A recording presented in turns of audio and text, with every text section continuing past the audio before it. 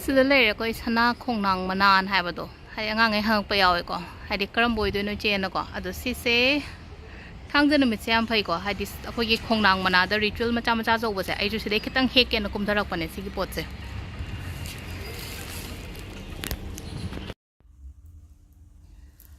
ado sigi akhoi gi keno se khongnang mana se kamaina sinagadamno hanga ga disida ina mari katang he ko mari he kera manga he kera so pamba ne ko ado amadi hai tare ko sise kai kari gino hai bage amu hai ritual se kari gino hai kan se da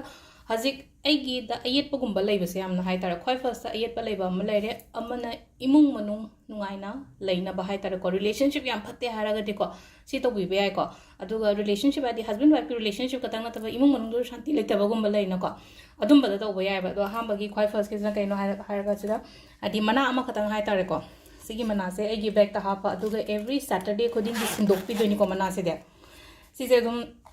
si se hai paisa tung na ba kho na bagi atu dagi wa khatang gi shun na ta na hai tare ko hoji aigi thaba inkhang to bu kho pa da su yamna mangul oina bagi damak ta ahamba hai di mana ama de na sida hap kre ko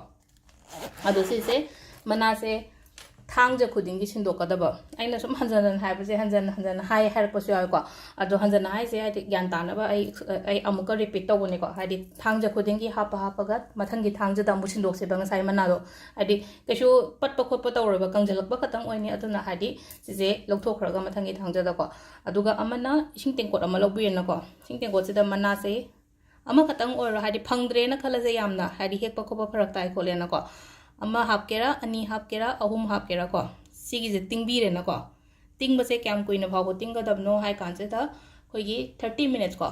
minimum to minimum hai kun minute ku thra da gi di hai di ta han bi no ko aina sigi sing ting doi se aduga sigi tingi ba ising se hai tare ko tingi ting ngasai gi minute kun thra du gi matung da ising se loina mak ai gi imung da loina khiktok pi ba hai tare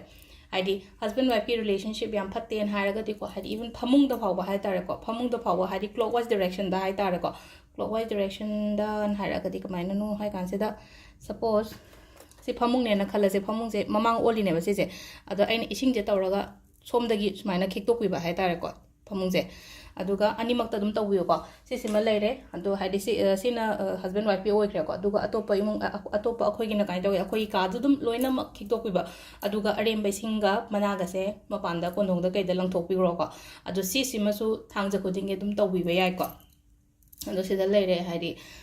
kitang akhoi gi ngasi tawa ya ba pot amaga ko